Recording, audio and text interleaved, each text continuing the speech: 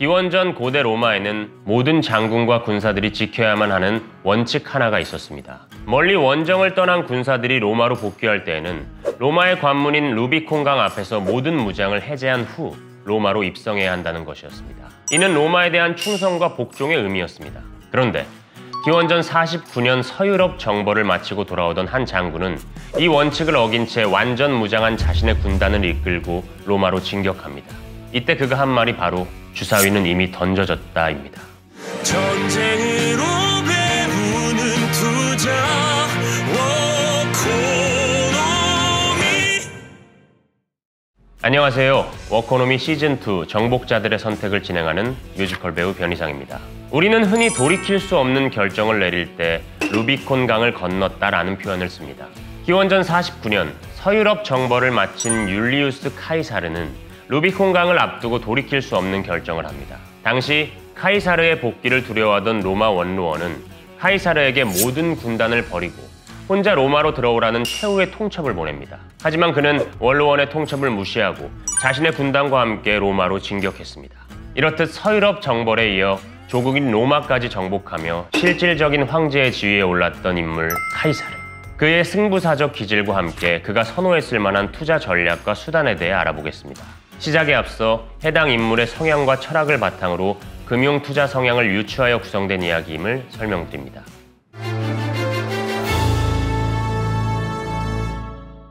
왔노라, 보았노라, 이겼노라! 10대 시절 카이사르는 몰락한 귀족 집안 출신의 수배자에 불과했습니다.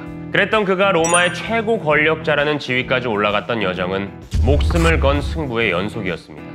카이사르는 몰락한 가문의 부흥과 통치자로서의 꿈을 실현하기 위해 병사로 자진 입대했습니다.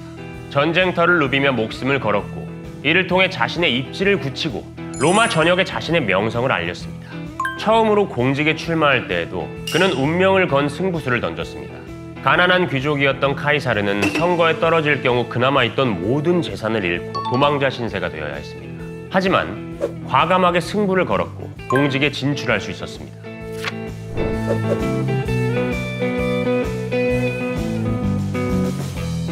공직의 길을 걷는 동안에도 자신의 지지 기반을 다지기 위해 감당할 수 없을 정도의 많은 돈을 썼고 그 결과 빚쟁이들이 집 앞을 점거하는 사태가 벌어지기도 했습니다.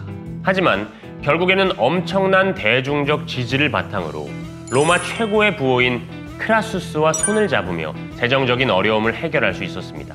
그가 루비콘 강을 건널 당시의 상황도 마찬가지였습니다. 원로원의 명령에 따라 혼자 로마로 들어간다면 권력은 물론 목숨까지도 잃을 수 있었고 반대로 자신의 군대를 이끌고 로마로 향할 경우 로마 제국 전체를 상대해야 하는 반역자가 될 수밖에 없는 상황이었죠. 반역의 실패는 곧 죽음을 의미하는 상황이었습니다. 오랜 고민에 빠진 카이사르는 끝내 한마디를 뱉으며 결심했습니다. 주사위는 이미 던져졌다. 이 같은 상황에서 원로원의 명령을 무시하고 군단과 함께 루비콘강을 건넜던 결정은 사실상 진짜 주사위 도박과 같은 무모한 행동이었습니다. 하지만 그 결과 그는 로마 역사상 최초로 실질적인 황제의 지위를 얻게 되었죠.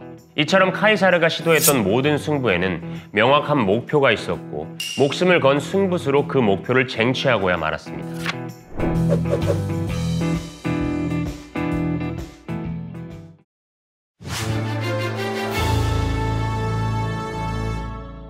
카이사르는 투자의 관점에서 봤을 때 워렌 버핏과는 완전히 반대되는 성향을 가진 인물입니다. 장기적으로 10년을 투자해서 배당을 포함하여 연평균 세전 7%에서 8%의 수익을 올립시다 라고 워렌 버핏이 충고했다면 카이사르는 이를 가볍게 무시했을 겁니다. 카이사르는 장기적인 성과보다 단기간에 몇 배에서 수십 배까지 성과를 낼 수 있는 승부수를 선호했을 테니까요. 좋은 기업의 주식에 투자해 그 기업의 가치를 다른 주주들과 나누는 방식의 투자도 카이사르와는 맞지 않는 투자 방식입니다.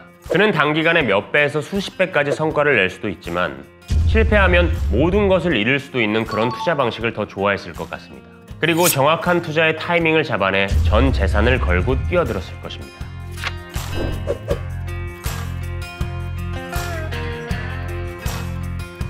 이 같은 성향에 맞는 투자 상품은 선물, 옵션과 같은 파생 상품입니다. 그 중에서도 펀더멘탈을 정의하기가 매우 어렵고 의외의 변수가 발생하면 변동성이 매우 커지는 원자재 파생 상품이 카이사르가 선호할 만한 투자 수단입니다.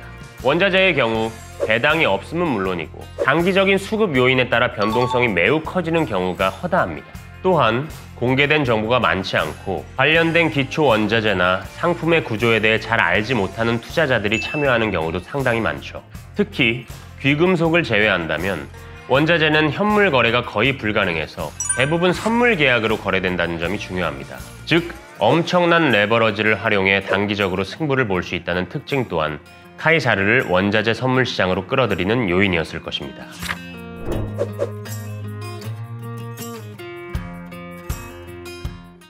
무조건 이기지 않으면 모든 것을 잃을 수 있는 투자를 감내할 수 있는 분이라면 아마 카이사르와 비슷한 성향을 보유하고 계시지 않을까 생각해 봅니다. 여기서 꼭 기억하셔야 할 점은 이 같은 목숨을 건 승부가 계속해서 승리로 이어질 수 없다는 점입니다. 탁월한 감각으로 목숨을 건 승부에서 매번 승리했던 카이사르마저도 최후에는 암살이라는 운명을 피해가지 못했습니다.